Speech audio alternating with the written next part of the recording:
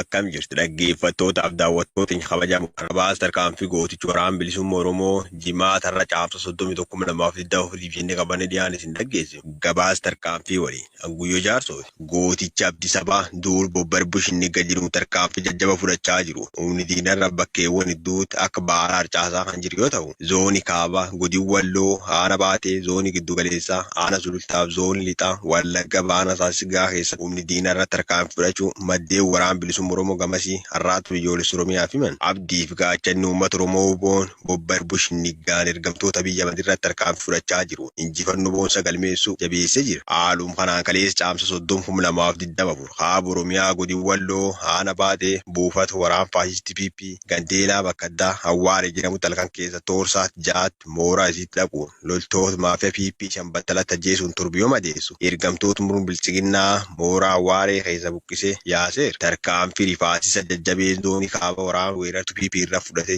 du'aaf madoona dabuun mooraa ishee keessaa ari'ee baase. Humni diinarra meeshaalee tuyuun baraaruseera. Tarkaanfii kanaanis reeffaaf madoo ishee osoo hin kaafatin bittinnoofti magaala baatee deebi'uun barame. Gootichi waraana bilisummaa Oromoo duul Bobbarbush inni gamilkeessuuf tarkaanfii fudhateen Bawallaggaa Onsaasigaa Lukkeelee waraana PP du'aaf madoona dabuu beeksise. Irreef gaachanni saba Oboon Onsaasigaa guyyaniin gadda jechuun gaaf caamsa 29/2024 ganamaan itti seenuun magaala Jimaatee keessa kaambii diina tokko barbadeessuun magaala Daamii guutumaan guutuu dhuunfatee Lukkeelee diina 19 ol battalayyuu ajjeesu. Hedduu kan ta'an immoo madeessee irreessa diinatti agarsiisuun akka baalaa kan harcaas ta'u hooggansi waraana bilisummaa Oromoo bakkicha beeksise. Akkasumas jajjabeen gootichi waraana bilisummaa Oromoo kaaba Shaggar Aana Sulultaa Gandbaa Abaalee keessa kibxatti darbe. Caamsa 28/2024 toorsaati 11 humni diinaa mana uummata gubdee gara magaala Sulultaa loltoota 14 taatee galuuf deemaa turte. Haxeetti dhukaasitti baneen du'aaf madoona dabee jira. Tarkaanfii akka bakakkaa waraana bilisummaa Oromoo zoonii giddu galeessaa kun itti buuse. Loltoota 7 irraa ajjeesuun lammadoo guddaana dabeera. Bilbili guddaa 3, hidhannoo 3, qawwee akaamaa torba dugdiina irra eeguun dantaa qabsoo bilisummaa Oromoof galii godheera. Tarkaanfiin irree sabicha tolchuuf taasifamu cimeetti fuudhe. Mootummaan naannoo Oromiyaa nagaaf waamicha dhiyeessuu itti fufee jira. Waamichi naannichirra irra deebiin dhiyeessu kun gaarii ta'e garuu hagam kutannoo nagaaf qabu argisiisaa ka jedhu kan gaafatanis hedduu. Sababni isaas qabatamaan naannoo Oromiyaa keessa lolii deemaa jiru. Ibsi mootummaan naannoo Oromiyaa baas dabalatee yaadota qaamonni garaagaraa jedhanirraa waayilikeen hiika fiixa isaa kan qopheesse. Yeroo lolli humnoota nageenyaa mootummaa fi hidhattoota waraana bilisummaa Oromoo gidduutti kutaalee Oromiyaa adda addaa keessatti hammaatetti mootummaan naannichaa ammas ibsa waamicha nagaa ittiin dhiyeesse baaseera. Abaabonis tibbuma kana kutaalee Oromiyaa adda addaa keessatti opereeshinii waraana humnoota nageenyaa mootummaa irratti gaggeessaa akka jiru ibseera. Godinaalee akka Shawaa Lixaa, Gujii fi Boorana keessatti lolli humnoota nageenyaa mootummaa fi hidhattoota waraana bilisummaa Oromoo gidduutti deemaa jiraachuu BBC'n maddeen isaarraa mirkaneeffateera. Mootummaanis dhiyeenya tarkaanfii jabaa hidhattoota irratti fudhateen kaan booji'uu fi kaan ammoo dhabamsiisuu ibsaa tureera. Haa ta'u malee kun rakkoo nageenyaa guddaa naannoo Oromiyaa waggoota 5 darbeef goolaa tureef daran itti hammeesse malee furmaata ta'uu hin dandeenye. Gaaffii siyaasa uummata Oromoo deebisuuf qawwee kaasuun hin barbaachisu kan jedhu ibsi mootummaa naannoo Oromiyaa karaa duudhaa fi sirna gadaa qabnuun rakkoo keenya furachuu qabna jedhe. Pirezidaantiin naannichaa obbo Shimallis Abdiisaa fuula feesbuukii isaan irratti caamsaa 30/2024 akka barreessanitti mootummaan isaanii hidhattoota waraana bilisummaa Oromoo wajjin karaa nagaa taa'ee mari'achuuf ammas qophii ta'uu agarsiisan. Nagaa ammas nagaa kan jennuuf fakkeessuuf yookaan akkeessuuf miti. Nula darbee dhibee siyaasaa hawaasa boriifillee qoricha ta'uu danda'u qabnu dhabaa fakkaachaa jirraa jedhan. Dubbii isaanii kana irratti yaada isaa karaa feesbuukii kan barreessee xinxaalaan siyaasaa Jawaar Mohammad waamicha qabsoo nagaaf taasifamuu gaarii ta'uu ibsuun garuu afaaniin qofa osoo hin taane gochaan ta'uu qaba jedhe. Lolaaf dhaadachuurra nagaa lallabuutti ce'uun gaariidha. Ammoo afaaniin nagaa faarsuun kun gochaa qabatamaa wal faana deemuu baannan ummatattis ofittis qoosudha jedhe. Mootummaan qabsoo karaa nagaaf irra deddeebiin waamichaa taasisu malee qondaaltonni paartilee karaa nagaa qabsaanii akka ABO fi KFO hidhaa turuun ammoo kaan biratti ija shakkiin akka ilaalamu taasiseera. Jawaar mootummaan dhuguma kutannoo nagaaf qabu agarsiisuuf dura hidhamtoota siyaasaa hiikuu akka qabu eere. Dabalataan dhiyeenya qondaala baa'oo mana hidhaa turee bahee battee urgeessaa erga dhibee fayyaa isa mudate irraa yaalamee bayyanatee shawaa bahaa maqiitti ajjeefamee argamuun mufii guddaa kaaseera. Koomishiniin mirgoota namoomaa Itoophiyaa ajjeechaa kana kan raawwate namoota uffata humnoota nageenyaa mootummaa uffatan akka ta'ee fi hoteela qabatee ture keessaa akka fuudhanii bahan odeeffannoo walitti qabu himee ture. Namoonni nagaan sababa waldhabdee waraana bilisummaa Oromoo fi humnoota mootummaa gidduu jiruun ajjeefaman hedduudha. Haleellaa dirooniin kan dhuman akka jiran gabaasaaleen dhaabbilee mirga namoomatiif falman ni eeru. Ministeerri muummee Itoophiyaa Dr. Abiy Ahimad Ja'iblaa keessa gara magaalaa Naqamtee yeroo deeman Oromoon bilisoomeera gaaffii amma jiru kan sabboonummaa afaan koon dubbadhaa osoo hin taane kan misooma fi teekinooloojiitti fayyadamuuti jedhan. Kanaaf ammoo qawwee hidhachuu fi du'uun hin barbaachisu kan jedhan muummeen ministeera Abiy hidhattoonni waraana bilisummaa Oromoo gara qabsoo nagaatti deebi'uun dirree siyaasa biyyattii keessa bal'atetti fayyadamuun dorgomuun aangoo qabachuu akka danda'an dubbatan. Haa ta'u malee paartileen mormituu keessumaa naannoo Oromiyaa keessa socho'an dirreen siyaasaa biyyattii dhiphachuu himu. Filannoo darbetti Oromiyaa keessatti kan beekaman paartilee gurguddoon akka KFO fi ABO hin hirmaatin hafan. Aanaa Qilxukaarraa keessatti jiraattonni maqaa deeggarsa paartii badhaadhinaa jedhuun saamamaa jiraachuu har'aata biyyoolessa Oromiyaatti himan.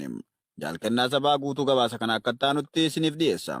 Murni abbaa irree biltsiginnaa hawaasa maqaa deeggarsaa fi tumsa paartii badhaadhinaa jedhuun jiraattota haalli qaala'insa jireenyaa itti ulfaatee jiru dararaa akka jiru hawaasni ONM dubbise bakkeewwan hedduu irraa yaada isaanii nuuf qoodaniiru.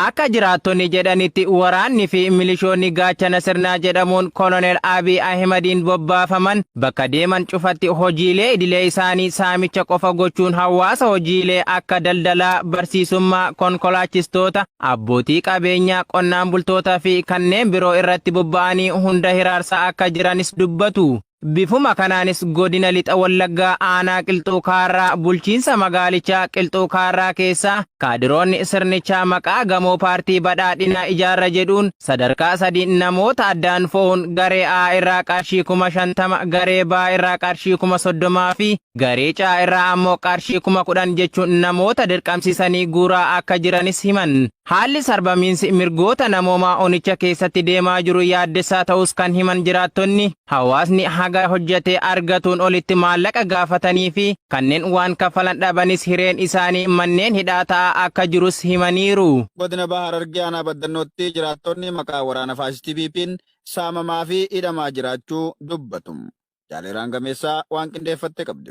Murni bilxiginnaa biyyoota ollaarra deemee gargaarsa waraana isaaf osoo guyyuu kadhatu maallaqni biyyoota dhiyaa fi arabaa isa gawwaan qachuun sababoota garaagaraa qopheeffatee namoota irraa maallaqa guuruu jabeessee jira. Ajandaa badii uummata Oromootti gadi buusuun murni faasistii PP namoota hiraarsaa kan jiru godina Bahaa Harargee aanaa Baddannoo Araddaa Gooroo Wadoo jedhamu keessatti kaffaltii maallaqa mana murtii aadaa jedhuun caamsa 29/2024 namoota irraa qarshii 200 isaaniirraa guuraa turan. Namoota maallaqa gaafatanii dhaban ammoo sababoota irra funaanuun isin deeggartoota waraana bilisummaa Oromooti jechuun namoota baay'inni isaanii 700 ta'an manneen hidhaatti darbatanii jiraachuun barameera. Rakkooleen Oromiyaa gama baatiin hawaasa Oromoo irra ga'aa jiru jabaatee itti fufuun namni qe'ee keessatti sababa Oromummaa isaa qofaaf jecha saamamuu, hidhamuu fi leenjii waraanaatti dirqamaa waraana PP'n ergamaa akka jiranis dabaluun ONM itti himaniiru. Baashaggar Raanaa Dugdaa keessatti gidiraan uummata nagaa irratti raawwatamuu jabaatee itti fufee jiraachuu jiraattonni har'aata biyyoolessa Oromiyaatti himan. Jaalbilisee sabaa dabalata qabdi.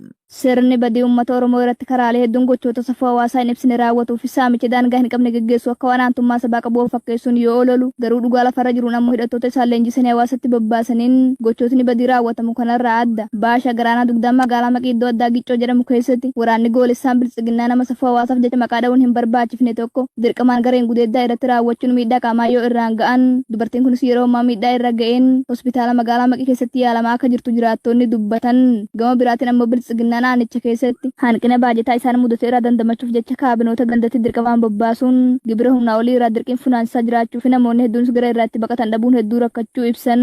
Gandoota aanichaa hedduu keessa dargaggoota maqaa isaanii funaannachuun jishaakiin qabanii mana hidhaatti galchaa akka jiran jiraatonni himuun namoonni qabamanii jiran keessaa muraasni kan maqaa arganne Kurfaa Jaarsoo fi Ditaa Badhoo kanneen jedhaman dabalatee dargaggoonni hedduun mana hidhaa magaalaa Maqii keessatti badii tokko malee hidhamanii dararamaa jiraachuus dabaluun himaniiru. Biltsiginnaan guyyoota 5 godina Jimmaa aanota 21 jiran keessatti waltajjii hawaasaa teessisaa jiraachuun ifoome.